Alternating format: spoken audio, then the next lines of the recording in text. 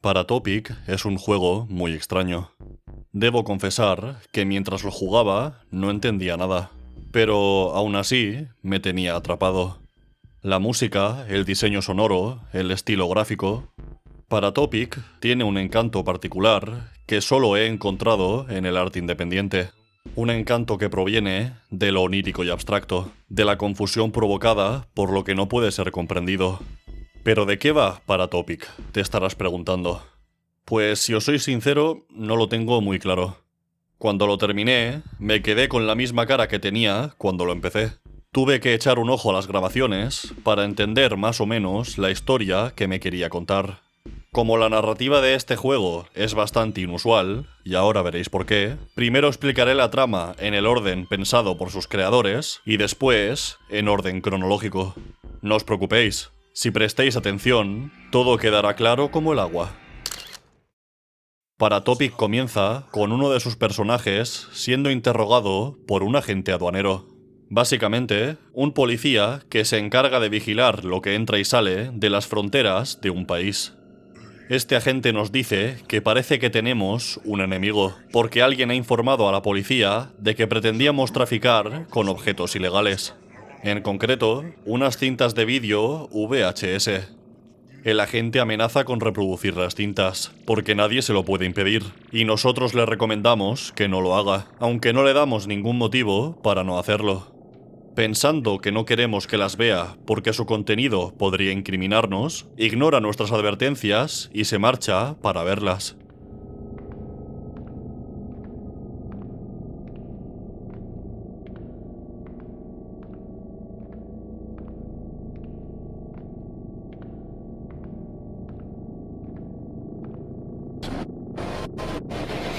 En este momento, el juego cambia de escena, por llamarlo de alguna forma. Ahora estamos en una cafetería. Nuestro personaje mira por la ventana, y en la acera, al lado de una señal de stop, vemos cómo un pájaro devora el cadáver de un animal que no podemos identificar. Entonces, recibimos una llamada de alguien que parece nuestro jefe. Este hombre nos pregunta si estamos preparados para el trabajo y nos dice que le llevemos todas las pruebas. Nosotros le respondemos que ya hemos hecho esto otras veces y que no hace falta que nos lo recuerde. Él nos pregunta qué tal ha ido nuestra caminata y nosotros respondemos que bien, que somos una chica aventurera. Terminada la conversación, nos fijamos en los dos objetos que hay encima de la mesa: un revólver y una cámara. Cogemos el revólver e introducimos las 6 balas en el tambor.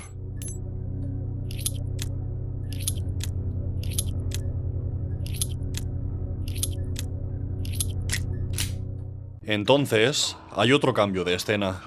Ahora, un hombre nos dice que tenemos deudas que saldar y que debemos ser profesionales. Nos explica que ha dejado las cintas en nuestro apartamento y que tenemos que cruzar la frontera y entregarlas en los lugares habituales. Además, nos advierte de que verlas está estrictamente prohibido y de que sabrá si las hemos visto. De nuevo, cambiamos de escena. Volvemos al momento en el que hemos cargado el revólver, pero ahora el bar está vacío.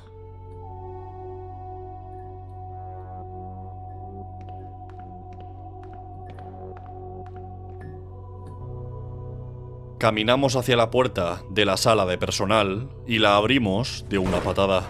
Y por fin aparece el título del juego. Antes de continuar, y para ahorraros la confusión que sufrí cuando jugué Paratopic por primera vez, es importante aclarar que en este juego controlamos a 3 personajes diferentes. Los cambios de escena son así de bruscos para marcar las transiciones entre puntos de vista. Más tarde, agruparé y ordenaré las escenas de cada personaje para que tengan sentido, pero de momento continuemos con el orden original. Aparecemos en un edificio destartalado y llamamos al ascensor.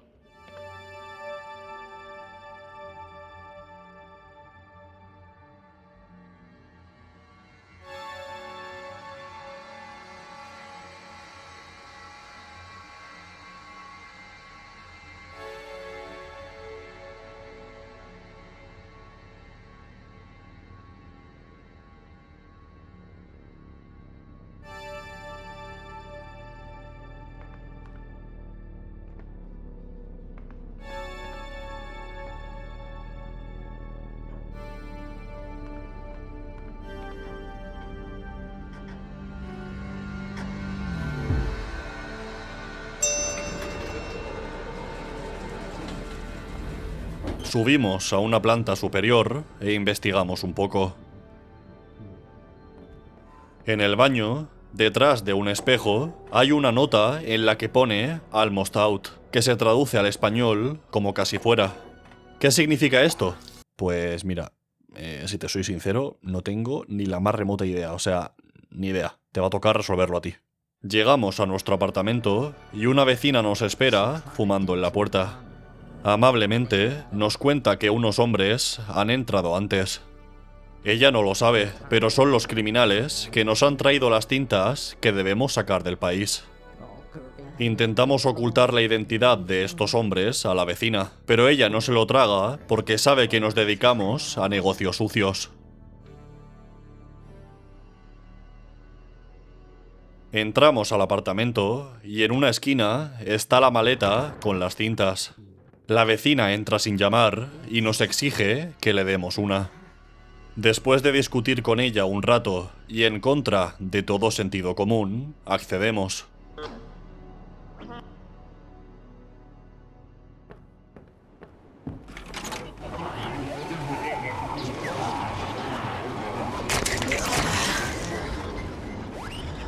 Y por eso dicen que la curiosidad mató al gato. Entonces, pasamos a estar dentro de un coche. Conducimos por una autopista larga como un día sin pan mientras escuchamos la radio. La música, porque el programa que están emitiendo no se entiende lo más mínimo.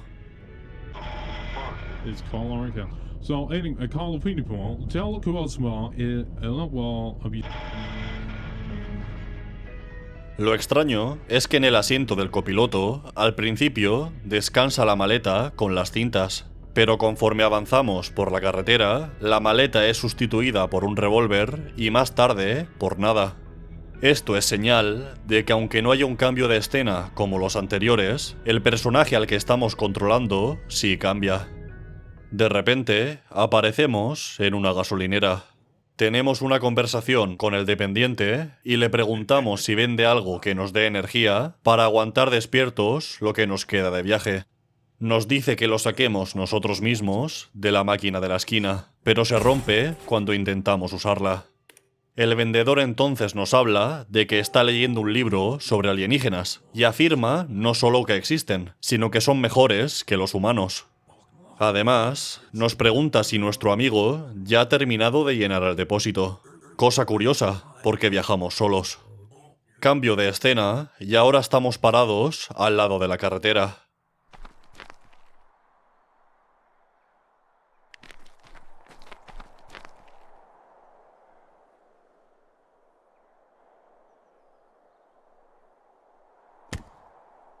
En la maleta, en vez de cintas, hay una cámara de fotos. Nos internamos en el bosque y empezamos a fotografiar todos los pájaros que nos encontramos. En esta parte no hay nada demasiado interesante, excepto esta cabaña, que parece habitada por un vagabundo, y una enorme construcción que podemos ver a lo lejos. Y de vuelta al coche, que curiosamente es donde pasamos la mayor parte del tiempo. Recorremos la misma autopista durante largos minutos, a solas, en la carretera, escuchando una música repetitiva con cada vez menos luz natural iluminando el paisaje. Y otra vez en el bosque. No sabemos por qué, pero lo que antes había sido un paseo tranquilo en busca de buenas fotografías de pájaros, ahora es una experiencia inquietante acompañada de una banda sonora nada reconfortante. Seguimos las vías del tren mientras somos vigilados por cámaras de seguridad y pasamos junto a contenedores vacíos, todos ellos marcados con el mismo símbolo.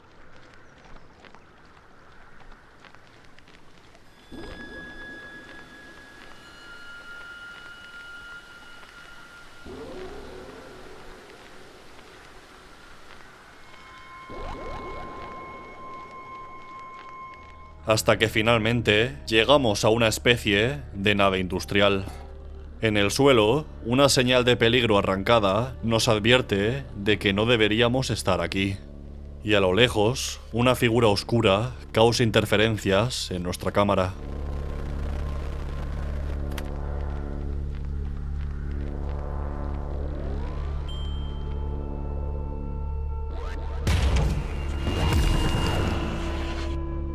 Un poco más de trayecto en coche y volvemos a la gasolinera. Sin embargo, esta vez no venimos solos. Y aunque el dependiente nos pregunta con quién compartimos el viaje, nosotros nos negamos a aceptar la realidad. El dependiente también nos habla de que ya que estamos por la zona, deberíamos visitar el museo sobre la antigua empresa de electricidad, en el que hay objetos extraños que la gente encuentra en el bosque. Cambio de escena, tiro en la cabeza y reproducimos las cintas en la televisión, pero sorprendentemente, hacerlo nos manda hacia atrás en el tiempo. Cambio de escena y volvemos al momento del inicio del juego, en el que el agente aduanero está viendo las cintas.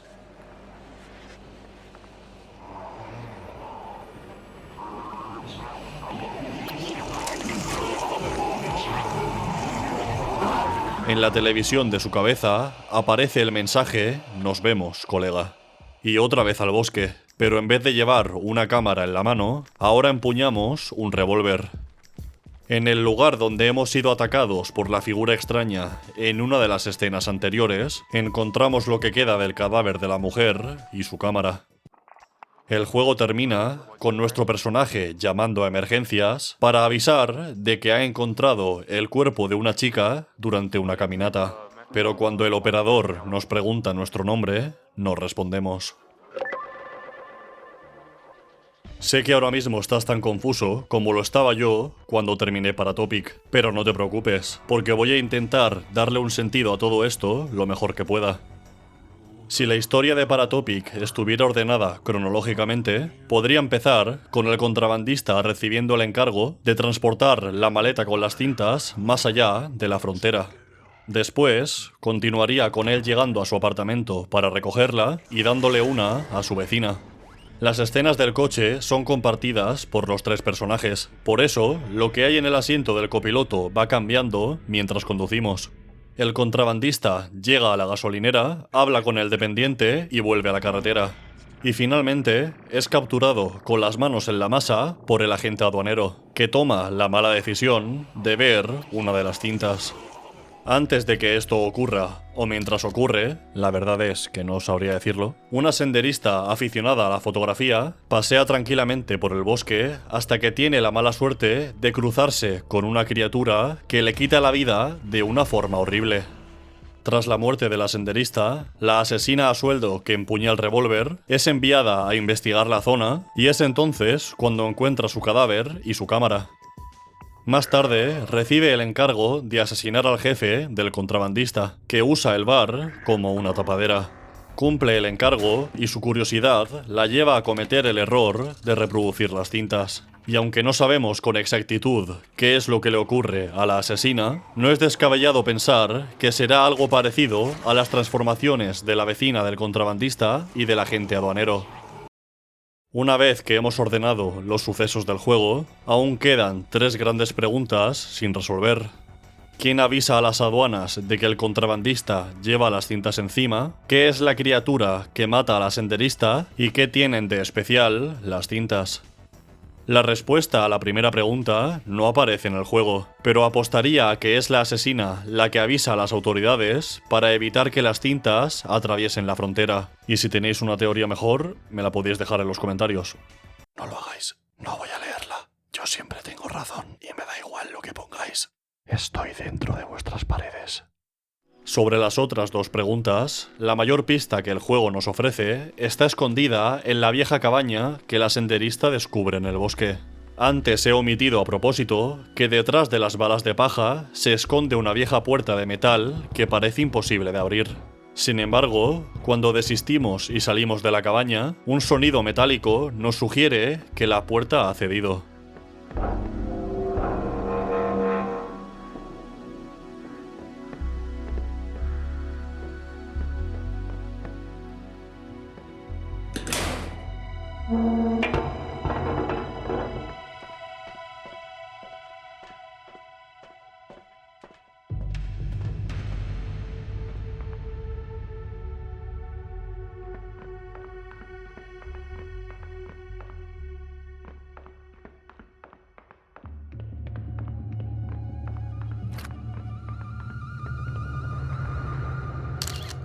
En esta especie de base secreta, por cuyo aspecto podemos deducir que lleva abandonada bastante tiempo, hay información muy interesante.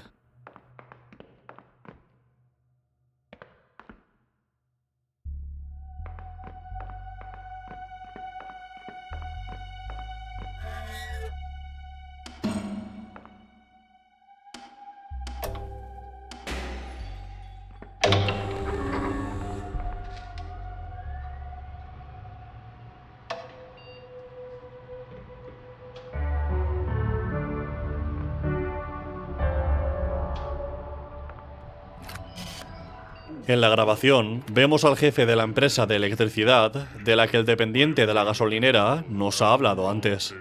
Un incidente desconocido interrumpió sus operaciones, y de ella solo queda un museo de objetos extraños capaces de cosas imposibles. No sé cómo, pero es evidente que esta empresa está relacionada tanto con la criatura como con las cintas.